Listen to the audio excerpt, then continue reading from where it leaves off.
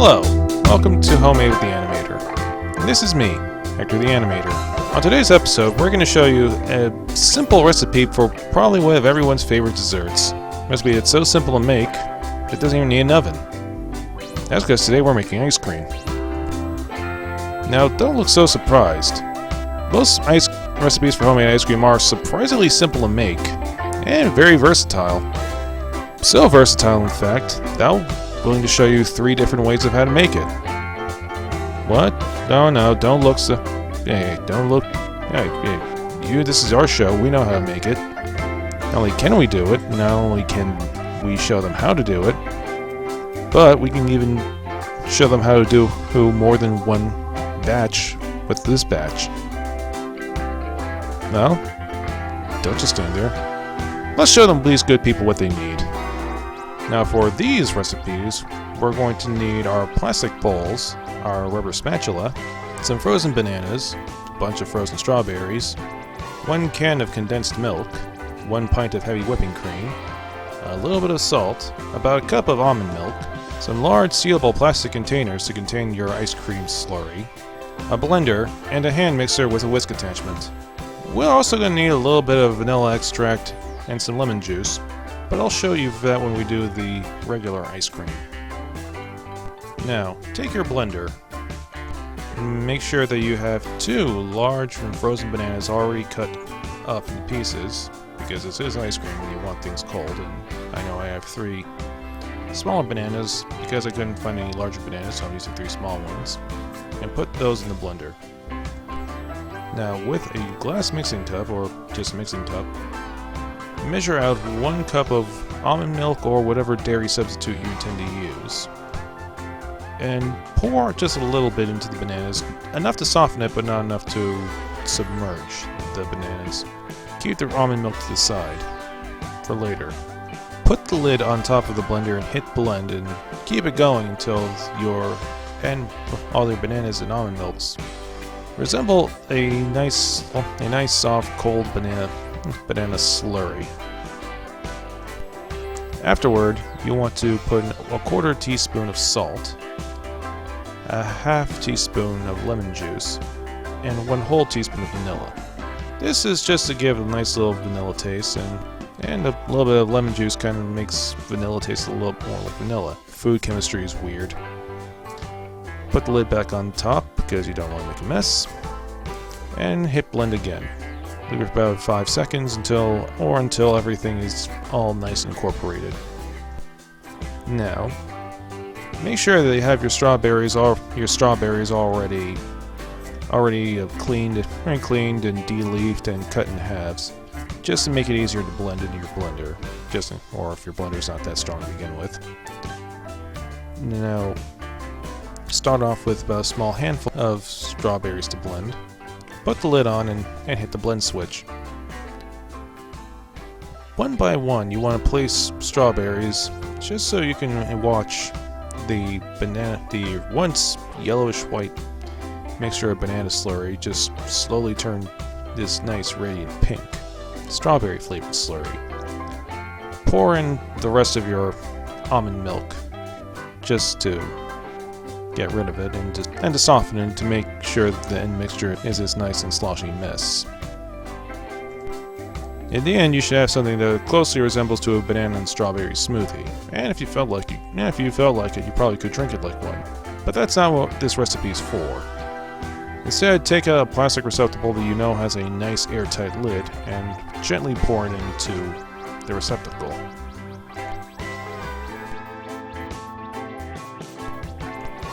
Then you tightly press down that lid and find a good, nice spot in your refrigerator's top shelf freezer, somewhere that it can comfortably sit and cool over for the next few hours.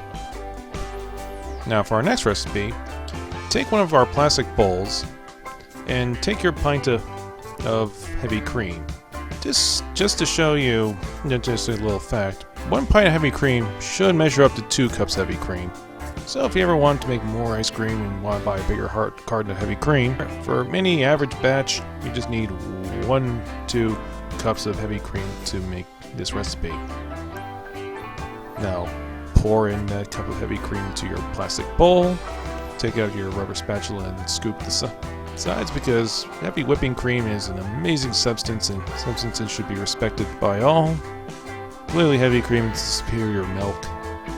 And then, with the whisk attachment in your hand mixer, starting on its lowest setting, whip your heavy cream until stiff peaks.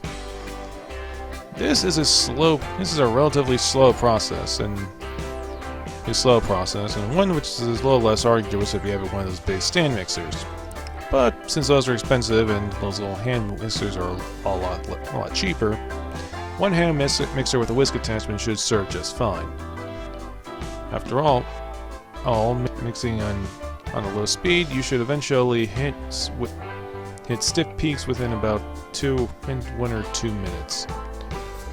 Or if it just helps you to visualize, when this heavy cream starts looking like this, you should stop mixing. Afterwards, take your 14-ounce can of condensed milk and you're supposed to open it. I mean, you're supposed to use a can opener. You're not going to open it that way.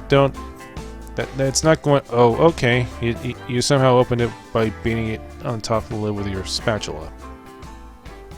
I don't know how that works, but I guess it works all the same. So, take your can of condensed milk. You somehow opened it by beating it on top of the lid with your spatula. I don't know how that works, but I guess it works all the same. So, take your can of condensed milk and then drizzle it, and then using pretty much the same measurements we did for our banana ice cream, about a 1/4 teaspoon of salt, 1/2 teaspoon of lemon juice, and 1 whole teaspoon of vanilla extract. You just mix it. You just take your hand mixer again and whisk that all together, and what you got there is pretty much vanilla ice cream. It's, like I said, this recipe is so insultingly simple that you can probably using this batch, you could probably make 2 different batches of ice cream. And not only is it simple, so ridiculously simple that you guys can do it, it's so ridiculously simple that we're going to do it in this episode.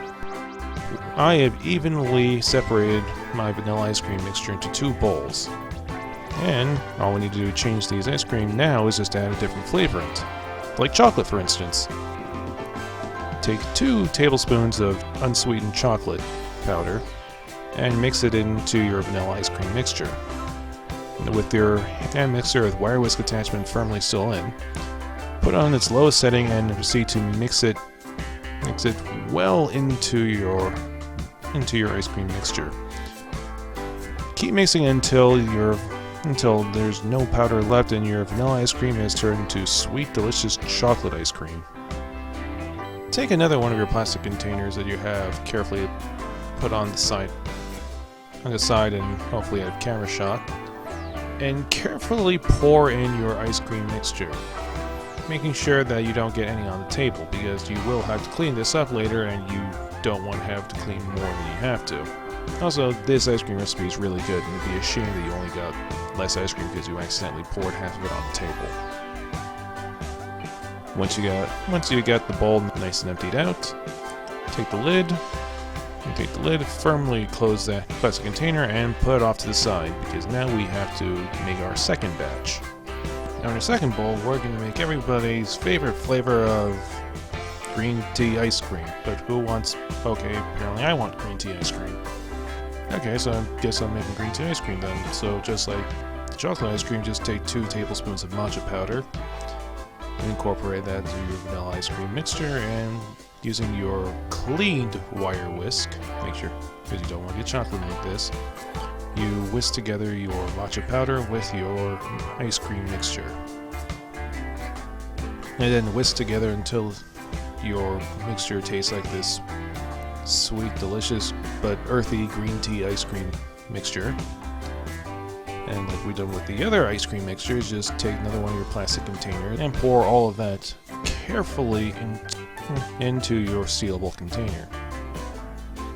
Now take both containers of freshly made ice cream and put them in the freezer to freeze over. And while that's all happening, you get on with the cleaning step. Yes, this really isn't as bad as it sounds. As bad as it sounds, I mean, you got plenty of sweet and creams and sticky things everywhere. You want to make sure everything's all nice and cleaned up. A whole lot of bowls. A whole lot of bowls need to be wiped down. That blender definitely needs to be washed out thoroughly. Gotta make sure the countertop's all clean too, because you just incorporated just chocolate powder and green tea powder. Which incidentally, you can get green tea powder in the Asian market. It's not that expensive, like about $3 or $4 for that bag I used. Wash down with soap. Wash down the table with soap and water, a little bit of disinfectant, because Grandma can't get sick either.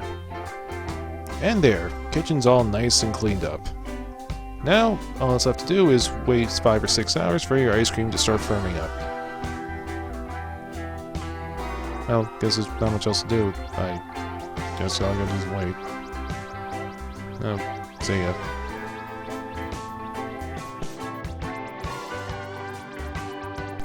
A good way to test if your ice cream was mixed properly is to take your mixer after about an hour or two from the freezer and basically move it around a bit with a spoon. If you get a little bit of resistance and feel it's a little bit thicker than it was before, then you're off to a good start. See those streaks? You want those streaks. You can also do the same tests with the strawberry and banana ice cream.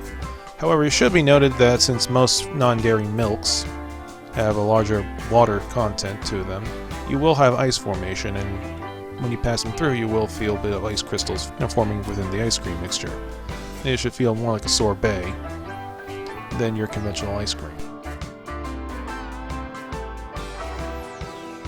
2 hours, 3 movies, and God knows how many episodes of your favorite TV show, you should be agreed to your now hardened, now thickened ice cream, just waiting for your consumption. Your homemade ice cream should feel like ice cream. Should feel exactly like ice cream. Soft yet malleable, keeping its form however you scoop it with a spoon. Your strawberry banana ice cream is going to feel a little bit different, considering that a bit more ice forms up. But hey, it's a healthy thing. At the very least, you get a healthy alternative to regular ice cream, and you don't have to worry about cheating on your cheat days. No sugar, no extra supplements, just fruits and almond milk. Just fruits, almond milk, and freezing. Now that, ladies and gentlemen, and everything in between, is how you make ice cream. And it is that simple, really. Feel free to experiment with your own flavors. Mix in whatever you want to mix in, play around with whatever fruits and vegetables that you want to play around with. Make whatever flavor you think would taste good.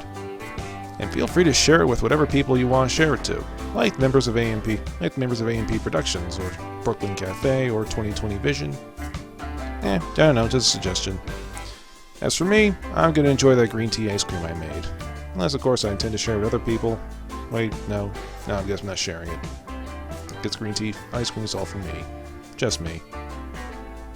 Well, either way, thank you very much, and we'll see you next time on Homemade with the Animator. Bye-bye. Now you try.